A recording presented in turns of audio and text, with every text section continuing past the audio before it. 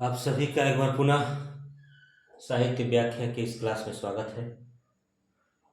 नौका विहार के अंतिम पड़ाव पर इससे पहले हम लोग इस अध्याय के 4 पदों को पढ़ चुके हैं। आज सबसे महत्वपूर्ण और सबसे सुंदर पदों को देखेंगे। तो शुरू करते हैं नौका विहार का अंतिम 2 पद। पतवार घुमा प्रतून भार, नौका भूमि विपरीत धार। सभी ब्लैक बोर्ड पर देखेंगे। पतवार, नाव को चलाने वाला जो पतवार होता है उसको। घुमा यानी विपरीत दिशा में चलने लगा। पहले नाव जिधर को जा रही थी, बीच धार में जा रही थी, अब नाव जो है किनारे की तरफ जा रही है। अब प्रतून भार, अब जो है भार पड़ने लगा है शरीर पर, जो है उस पतवार पर भार पड़ने लगे, यानी उसको घुमाने में बल लग रहा है। नौका भूमि विपरीत धारा, ऐसा हो क्यों रहा है? क्योंकि नौका जो है धारा के विपरीत घूम गई है। पहले धारा के साथ कभी बढ़ रहा था, आगे विहार करने पहुंचा था, अब विहार करने के पश्चात पुनः वापस आ रहा है अपने स्थान पर। डंडों के चल करतल पसार, और नाव के जो डांड हैं, डाणों के चल करतल पसार, डाण यानी वही सी पतवार को ही डाण बोलते हैं। तो डाणों के चल करतल पसार, भर भर मुक्ता फल फेन इस्फार। मुक्ता फल फेन इस्फार, मुक्ता रूपी फल, मुक्ता अर्थात मोती रूपी फल। ये मोती फल क्या है? जो फेन है यानी झाग। पानी में जब कोई चीज हम ऐसे पीटते हैं तो उसमें से झाग बनता है। उसी को कभी कल्पना करें कि झाग ना होकर क्या है? मोतियों रूप का फल है, मोती का फल है। इसीलिए यहाँ रूपक अलंकार होगा कि मुक्ता फल फेन इस्फार, बिखराती जल में तारहार। और उन मोतियों को पसारती हुई जो है वह नौका क्या कर रही है? जल में तारों का हार मानो फैला रही है। चांदी के सापों से रमल, और वो कभी जो है फेन यानी गाज जो है, जो रेखा बन रही है गाजों की, वो कैसा लग रहा है कभी कि चांदी के सांपों जैसा। कैसा? रलमल यानी हिलते डुलते। फिर नाचती रश्मियां जल में चल, और चांदी रात का जो प्रतिबिंब जल में पड़ रहा है वो क्या हो रहा है? ऐसा लग रहा है कि नाच रहा हो, क्योंकि जल जो है गतिमान है, जल में जो है हलचल है, और उसमें पड़ने वाला प्रतिबिंब भी जो है हिल रहा है। कभी कल्पना में मानो प्रतिबिंब नाच रहा है। रेखाओं से खींच तरल तार, और फिर उन प्रतिबिंबों का किरण, जो किरणें हैं यानी चांद के जो प्रतिबिंब की किरणें हैं, वो किरणें जो है तरल सरल रेखा के समान खींच रहा है। लहरों से लतिकाओं में खिल, यह कभी जो है लहरों को लताओं के रूप में चित्रित किया है, और लताओं में जिस तरह से फल लगते हैं उसी तरह मानो उन लहरों पे जो शशि का प्रतिबिंब दिखाई दे रहा है। उद्गन माने जुगनुओं का जो प्रतिबिंब दिखाई दे रहा है, उद्गन माने तारे भी होते हैं, उनका जो प्रतिबिंब दिखाई दे रहा है, वो जो है ऐसा लग रहा है कि मानो लहरों की लतिकाओं में शशि और उद्गन के रूप में फल लगे हुए हैं। और वो फल क्या हैं? फैले फूले, यानी फैल रहे हैं और फूल रहे हैं। किस रूप में? जल में फेनिल, यानी जल में जो झाग बन रहा है उन झागों के रूप में उन फलों का मानो फूल जो है फूल रहा है। अब उथला सरिता का प्रवाह, अब नाव जो है किनारे पर पहुंचने को है, इसलिए पानी की गहराई कम होती जा रही है।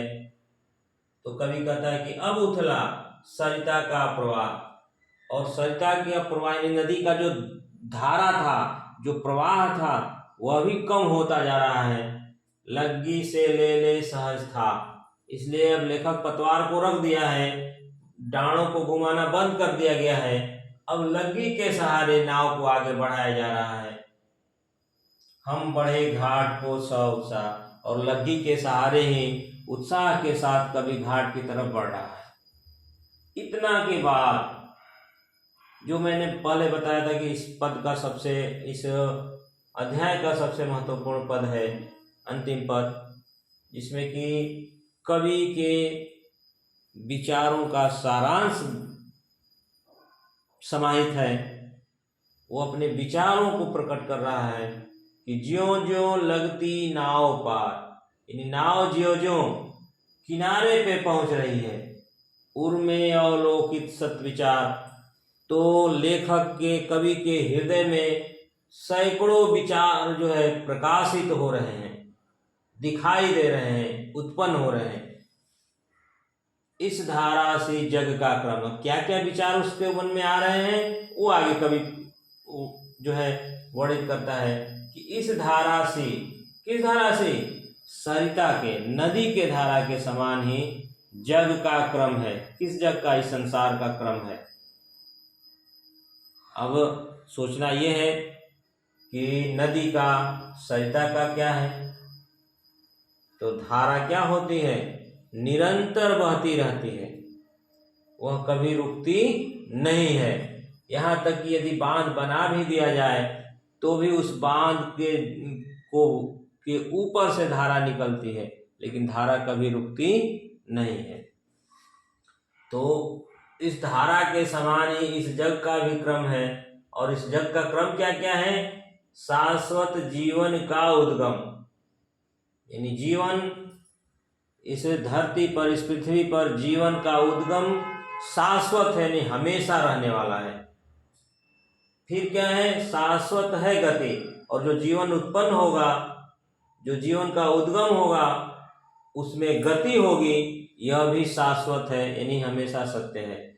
गति के बाद वह कहीं न कहीं जाकर किसी न किसी में मिलेगी। जैसे सरिता नदी बहते हुए कितना हो लंबा रास्ता हो, लेकिन एक समय ऐसा आता है कि वह सागर में जाकर अवश्य मिलती है। उसी तरह यह जीवन है, जीवन जन्म लेगा, गति होगी उसमें, लेकिन अंत में उसे पुनः जहाँ से वह जन्म लिया है, अर्थात उस परमात्मा में जाकर उसका संगम यानी मिलन अवश्य होगा। ये कवि का विचार उत्पन्न हो रहा है।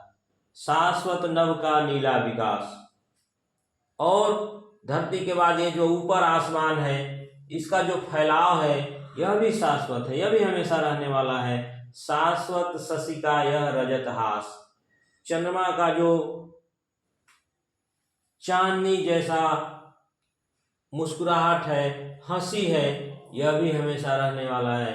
शाश्वत लघु लहरों का विलास, और सरिता का जो छोटे छोटे लहरों का जो विलास है, प्रसन्नता है, आनंद है, यह भी हमेशा रहने वाला है।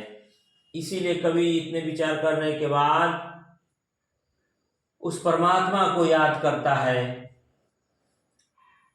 कि हे जग जीवन के कर्णधार, चिर जन्म मरण के आर पार, क्योंकि वह ईश्वर क्या है? इस जग के जीवन का कर्णधार वही है, कर्ता धर्ता वही है। जो कुछ होता है उसके द्वारा ही होता है, इसीलिए कवि उसको धन्य संबोधित कर रहा है। और चिर जन्म मरण के आर पार, और वह परमात्मा, वह ईश्वर जन्म और मरण के क्या है? आर पार भी, नहीं, वह उसे अछूता है, उससे उसका उस पर कोई प्रभाव पड़ने वाला नहीं है जन्म मरण का। और उसके द्वारा प्रदान किया गया यह जो जीवन है, यह जीवन भी शाश्वत है, हमेशा रहने वाला है। और इस जीवन का जो नौका विहार है, नौका विहार माने आना जाना, आना जाना, यानी जन्म लेना और मृत्यु को प्राप्त होना, यह भी हमेशा रहने वाला है, हमेशा चलने वाला है। जैसे नौका नदी में जाती हैं, भ्रमण करती हैं, पुनः वो किनारे पे आती ही आती हैं, ऐसा नहीं होता कि वो हमेशा बीच में ही रहती हैं। वो किसी न किसी किनारे पर अवश्य लगती हैं, उनका किनारे पर लगना ही शाश्वत है, हमेशा रहने वाला है। और जब इतना विचार कर लिया कवि, तो क्या हुआ कि मैं भूल गया अस्तित्व ज्ञान। कवि को अपना ज्ञान नहीं रहा, वह अपने आप को भूल गया। इतना वह ध्यान मग्न हुआ, इतना विचार मग्न हुआ कि वह स्वयं को भूल गया, और जीवन का यह शाश्वत प्रमाण, और वह समझ गया कि नौका विहार की तरह ही यह जीवन है, और उसके लिए यह नौका विहार क्या हुआ, जीवन का प्रमाण हो गया, करता मुझको अमृत दान। और वह नौका विहार का जो भाव था कवि के मन में, वह उसको क्या किया, अमरत्व प्रदान कर दिया। अमरत्व का मतलब जो कि जन मृत्यु के डर से, भय से मुक्त कर दे। तो कवि के मन से वह भय समाप्त हो गया और वह समझ गया कि जीवन में इस संसार में जन्म लेना, मर जाना, और इस बीच में, इस जन्म लेने और मरण के बीच में जो क्रियाएं हैं, जो हमारे कर्म हैं, वही नौका विहार की तरह है। और वो हमारे कर्म ही क्या होते हैं, हमें अमरत्व प्रदान करते हैं। इसीलिए हमें अपने कर्म पर ही ध्यान केंद्रित करना चाहिए और उसे ऐसा बनाना चाहिए कि वह नौका विहार की तरह आनंददायी हो जाए। इसी के साथ मैं एक बार थोड़ा सा देख लेंगे इसमें। जैसा कि मैं यहाँ बताया हूँ, रूपक अलंकार है चांदी के सांपों से, यहाँ जो है उपमा अलंकार है, फिर सौ सौ शशि सौ सौ उडगन, लहरों की लताओं में खिल, यहाँ शशि को जो है फल, फल जैसा नहीं, फल ही कवि मान लिया है, यहाँ रूपक होगा। और यदि अनुप्रास खोजा जाए तो इस पूरे कविता में तो अनुप्रास है ही, क्योंकि शब्दों की आवृत्ति बार बार, वर्णों की आवृत्ति बार बार हुई है, बार बार हुई है।